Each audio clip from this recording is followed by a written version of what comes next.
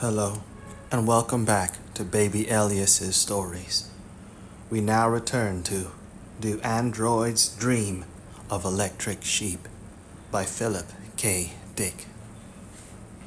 Chapter 18. Bring the rest of my property up here, Pris ordered J.R. Isidore. In particular, I want the TV set so we can hear Buster's announcements. Yes, Irmgard Batty agreed, bright-eyed, like a darting, plumbed swift. We need the TV. We've been waiting a long time for tonight, and now it'll be starting soon, Isidore said. My own set gets the government channel. Off in a corner of the living room, seated in a deep chair, as if he intended to remain permanently. As if he had taken up lodgings in the chair. Roy Batty belched and said patiently, It's Buster Friendly and his friendly friends that we want to watch, is? Or do you want me to call you J.R.? Anyhow, do you understand? So will you go get the set? Alone, Isidore made his way down the echoing, empty hall to the stairs. The potent, strong fragrance of happiness still bloomed in him, the sense of being, for the first time in his dull life, useful. Others depend on me now, he exulted as he trudged down the dust-impacted steps to the level beneath. And he thought, it'll be nice to see Buster Friendly on TV again, instead of just listening on the radio in the store truck. And that's right, he realized, Buster Friendly is going to reveal his carefully documented, sensational expose tonight. So because of Pris and Roy and Irmgard, I get to watch what will probably be the most important piece of news to be released in many years.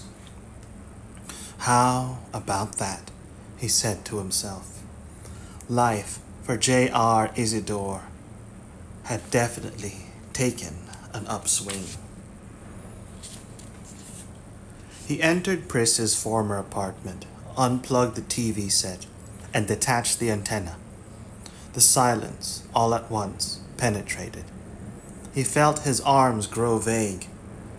In the absence of the Batties and Pris, he found himself fading out, becoming strangely like the inert television set which he had just unplugged.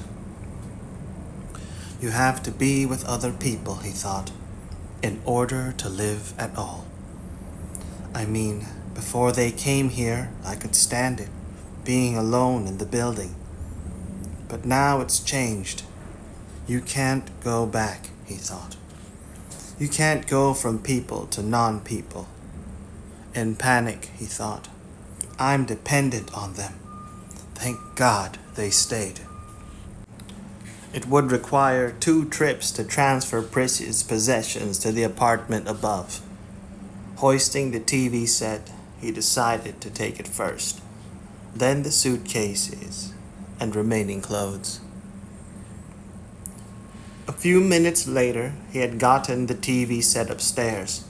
His fingers groaning, he placed it on a coffee table in his living room. The Batties and Pris watched impassively. We got a good signal in this building, he panted as he plugged in the cord and attached the antenna. When I used to get Buster Friendly and his... Just turn the set on, Roy Batty said, and stop talking. He did so, then hurried to the door. One more trip, he said. We'll do it. He lingered, warming himself at the hearth of their presence. Fine, Pris said remotely. Isidore started off once more.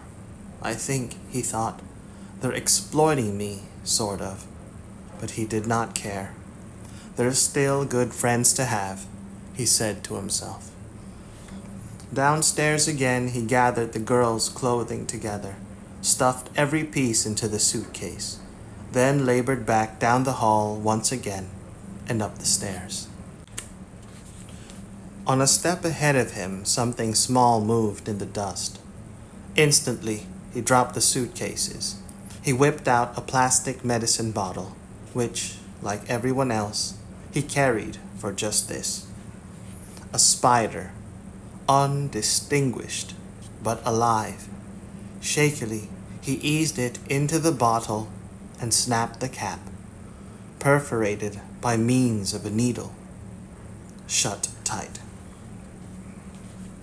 Upstairs at the door of his apartment, he paused to get his breath. Yes, sir, folks, the time is now. This is Buster Friendly, who hopes and trusts you're as eager as I am to share the discovery which I've made. And by the way, had verified by top-trained research workers working extra hours over the past weeks. Ho ho, folks, this is it, John Isidore said. I found a spider. The three androids glanced up, momentarily moving their attention from the TV screen to him. Let's see it, Pris said. She held out her hand. Roy Batty said, Don't talk while Buster is on. I've never seen a spider, Pris said. She cupped the medicine bottle in her palms, surveying the creature within. All those legs. Why's it need so many legs, JR? That's the way spiders are, Isidore said, his heart pounding. He had difficulty breathing. 8 legs. Rising to her feet, Pris said, You know what I think, JR? I think it doesn't need all those legs. 8? Irmgard Batty said. Why couldn't it get by on 4? Cut 4 off and see. Impulsively opening her purse, she produced a pair of clean, sharp cuticle scissors, which she passed to Pris. A weird terror struck at J.R. Isidore. Carrying the medicine bottle into the kitchen, Pris seated herself at J.R. Isidore's breakfast table. She removed the lid from the bottle and dumped the spider out. It probably won't be able to run as fast, she said, but there's nothing for it to catch around here anyhow. It'll die anyway. She reached for the scissors. Please, Isidore said. Pris glanced up inquiringly. Is it worth something? Don't mutilate it, he said wheezingly, imploringly.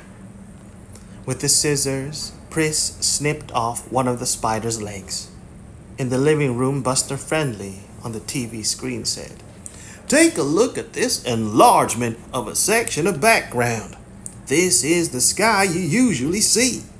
Wait, I'll have Earl Parameter, head of my research staff, explain their virtually world-shaking discovery to you. Pris clipped off another leg, restraining the spider with the edge of her hand. She was smiling. Blow-ups of the video pictures, a new voice from the TV said, when subjected to rigorous laboratory scrutiny, revealed that the gray backdrop of sky and daytime moon against which Mercer moves is not only not Terran, it is artificial. You're missing it, Irmgard called anxiously to Pris. She rushed to the kitchen door, saw what Pris had begun doing. Oh, do that afterward, she said coaxingly. This is so important, what they're saying. It proves that everything we believe. Be quiet, Roy Batty said. Is true, Irmgard finished. The TV set continued. The moon is painted in the enlargements of which you see now on your screen. Brush strokes show. And there is even some evidence that the scraggly weeds and dismal, sterile soil, perhaps even the stones, hurled at Mercer by unseen alleged parties, are equally faked. It is quite possible, in fact, that the stones are made of soft plastic, causing no authentic wounds. In other words, Buster Friendly broke in, Wilbur Mercer is not suffering at all. The research chief said, We at last managed, Mr. Friendly, to track down a former Hollywood special effects man, Mr. Wade Courtauld, who flatly states from his years of experience that the figure of Mercer could well be merely some bit player marching across a sound stage. Courtauld has gone so far as to declare that he recognizes the stage as one used by a now out-of-business minor movie maker with whom Courtauld had various dealings several decades ago. So, according to Courtauld, Buster Friendly said, there can be virtually no doubt. Pris had now cut 3 legs from the spider, which crept about miserably on the kitchen table, seeking a way out, a path to freedom. It found none. Quite frankly, we believe Courtauld, the research chief said in his dry, pedantic voice. And we spent a good deal of time examining publicity pictures of bit players once employed by the now defunct Hollywood movie industry. And you found... Listen to this, Roy Batty said. Irmgard gazed fixedly at the TV screen, and Pris had ceased her mutilation of the spider. We located by means of thousands upon thousands of photographs a very old man now named Al Jarry, who played a number of bit parts in pre-war films. From our lab, we sent a team to Jarry's home in East Harmony, Indiana. I'll let one of the members of that team describe what he found. Silence. Then a new voice, equally pedestrian. The house on Lark Avenue in East Harmony is tottering and shabby and at the edge of town, where no one except Al Jarry still lives. Invited amiably in and seated in the stale-smelling, moldering, kipple-filled living room, I scanned by telepathic means the blurred, debris-cluttered, and hazy mind of Al Jarry seated across from me. Listen, Roy Batty said, on the edge of his seat, poised as if to pounce. I found, the technician continued, that the old man did in actuality make a series of short 15-minute video films for an employer whom he never met. And as we had theorized, the rocks did consist of rubber-like plastic. The blood shed was ketchup. And the technician chuckled. The only suffering Mr. Jarry underwent was having to go an entire day without a shot of whiskey. Al Jarry, Buster Friendly said, his face returning to the screen. Well, well, an old man who even in his prime never amounted to anything which either he or ourselves could respect. Al Jarry made a repetitious and dull film, a series of them in fact, for whom he knew not, and does not to this day.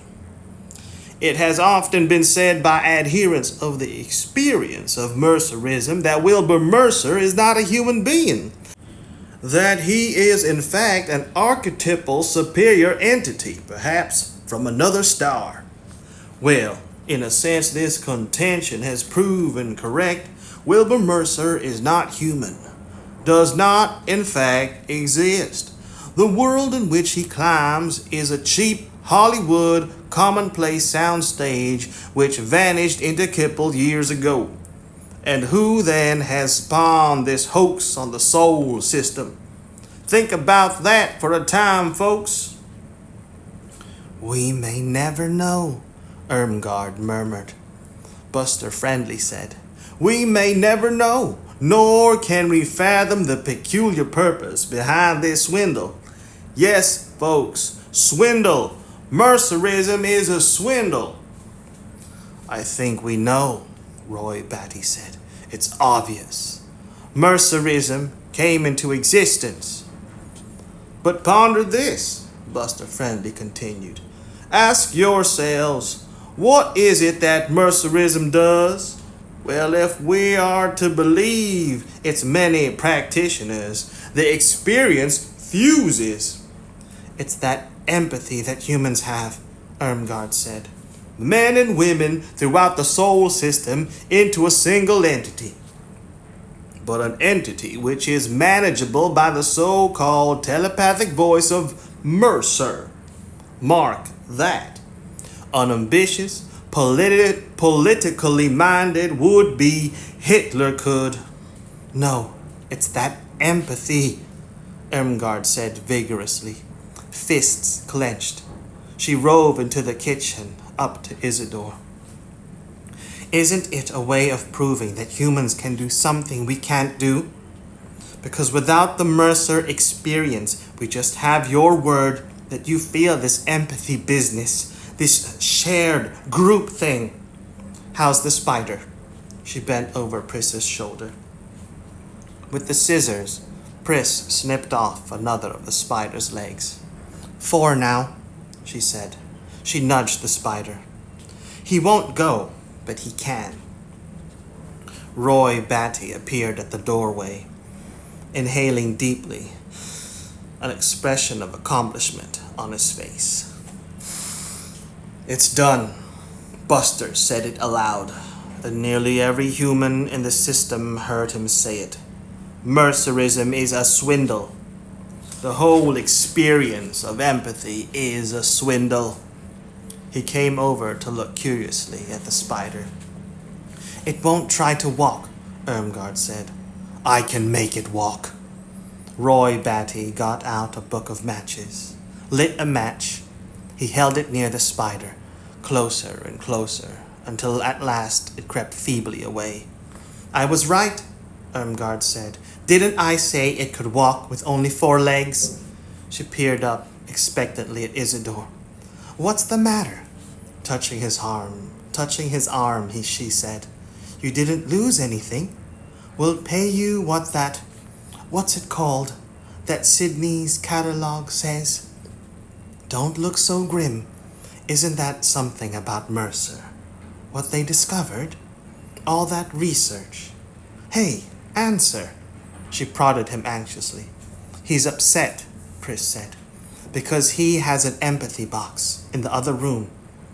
Do you use it, JR? She asked Isidore. Roy Batty said, Of course he uses it. They all do. Or did. Maybe now they'll start wondering. I don't think this will end the cult of Mercer, Pris said. But right this minute there are a lot of unhappy human beings. To Isidore, she said, We've waited for months. We all knew it was coming, this pitch of Buster's. She hesitated and then said, Well, why not? Buster is one of us. An android, Imgard explained, and nobody knows. No humans, I mean. Pris, with the scissors, cut yet another leg from the spider.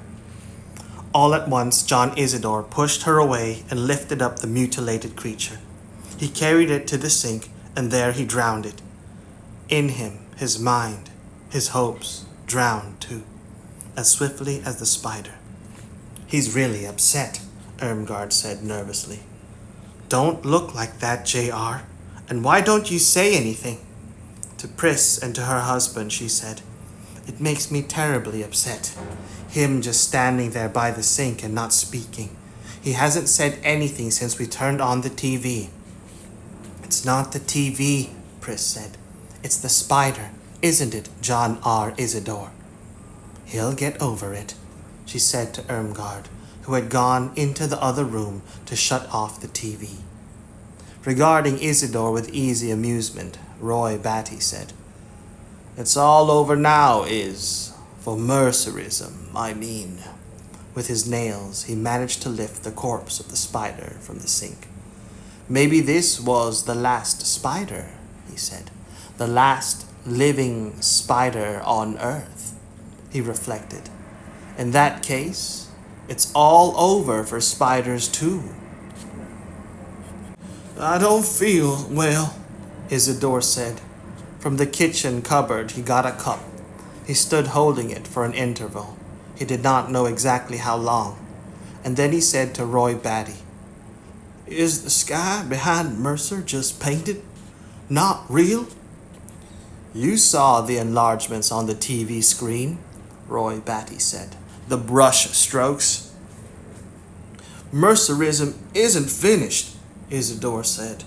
Something ailed the three androids. Something terrible. The spider, he thought. Maybe it had been the last spider on Earth, as Roy Batty said. And the spider is gone. Mercer is gone. He saw the dust and the ruin of the apartment as it lay spreading out everywhere. He heard the kipple coming, the final disorder of all forms, the absence which would win out. It grew around him as he stood holding the empty ceramic cup. The cupboards of the kitchen creaked and split, and he felt the floor beneath his feet give. Reaching out, he touched the wall. His hand broke the surface. Gray particles trickled and hurried down, fragments of plaster resembling the radioactive dust outside. He seated himself at the table and, like rotten, hollow tubes, the legs of the chair bent. Standing quickly, he set down the cup. And tried to reform the chair, tried to press it back into its right shape. The chair came apart in his hands, the screws which had previously connected its several sections ripping out and hanging loose. He saw on the table the ceramic cup crack. Webs of fine lines grew like the shadows of a vine, and then a chip dropped from the edge of the cup, exposing the rough, unglazed interior. What's he doing? Irmgard Batty's voice came to him distantly. He's breaking everything. Isidore, stop! I'm not doing it, he said. He walked unsteadily into the living room to be by himself. He stood by the tattered couch and gazed at the yellow, stained wall with all the spots which dead bugs that had once crawled had left. And again he thought of the corpse of the spider with its 4 remaining legs. Everything in here is old, he realized. It, long ago, began to decay and it won't stop. The corpse of the spider has taken over. In the depression caused by the sagging of the floor, pieces of animals manifested themselves. The head of a crow, mummified hands which might have once been part of monkeys. A donkey stood a little way off, not stirring, and yet apparently alive. At least it had not begun to deteriorate. He started toward it, feeling stick-like bones, dry as weeds, splinter under his shoes. But before he could reach the donkey, one of the creatures which he loved the most, a shiny blue crow, fell from above to perch on the donkey's unprotesting muzzle. Don't, he said aloud, but the crow rapidly picked out the donkey's eyes. Again, he thought, it's happening to me again. I will be down here a long time, he realized, as before. It's always long, because nothing here ever changes. A point comes when it does not even decay. A dry wind rustled, and around him the heaps of bones broke. Even the wind destroys them, he perceived, at this stage, just before time ceases. I wish I could remember how to climb up from here, he thought. Looking up, he saw nothing to grasp. Mercer, he said aloud, where are you now? This is the tomb world, and I am in it again. But this time, you're not here, too. Something crept across his foot. He knelt down and searched for it, and found it because it moved so slowly. The mutilated spider, advancing itself, haltingly on its surviving legs. He picked it up and held it in the palm of his hand. The bones, he realized, have reversed themselves. The spider is again alive. Mercer must be near. The wind blew, cracking and splintering the remaining bones, but he sensed the presence of Mercer. "Come here," he said to Mercer. "Crawl across my foot or find some other way of reaching me."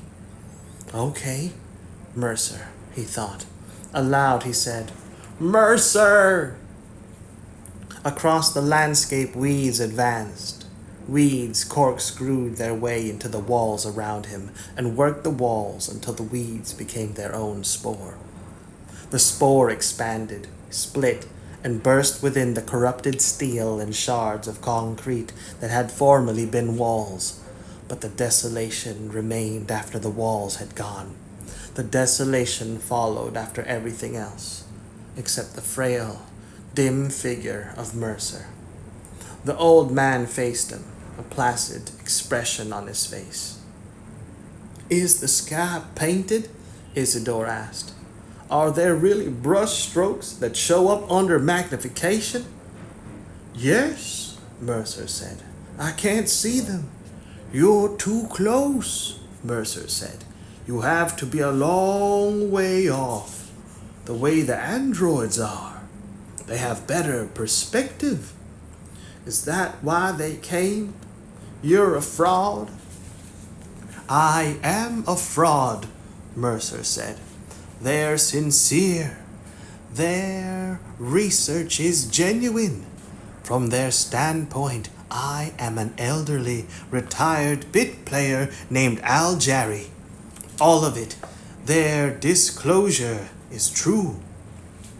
They interviewed me at my home, as they claim. I told them whatever they wanted to know, which was everything. Including about the whiskey." Mercer smiled. "It was true. They did a good job, and from their standpoint, Buster Friendly's disclosure was convincing. They will have trouble understanding why nothing has changed, because you're still here, and I'm still here." Mercer indicated with a sweep of his hand the barren, rising hillside, the familiar place. "I lifted you from the tomb world just now, and I will continue to lift you until you lose interest and want to quit. But you will have to stop searching for me because I will never stop searching for you." "I don't like that about the whiskey," Isidore said. "That's lowering." "That's because you're a highly moral person. I'm not. I don't judge, not even myself." Mercer held out a closed hand, palm up. "Before I forget it, I've something of yours here." He opened his fingers. On his hand rested the mutilated spider, but with its snipped-off legs restored. "Thanks." Isidore accepted the spider. He started to say something further. An alarm bell clanged.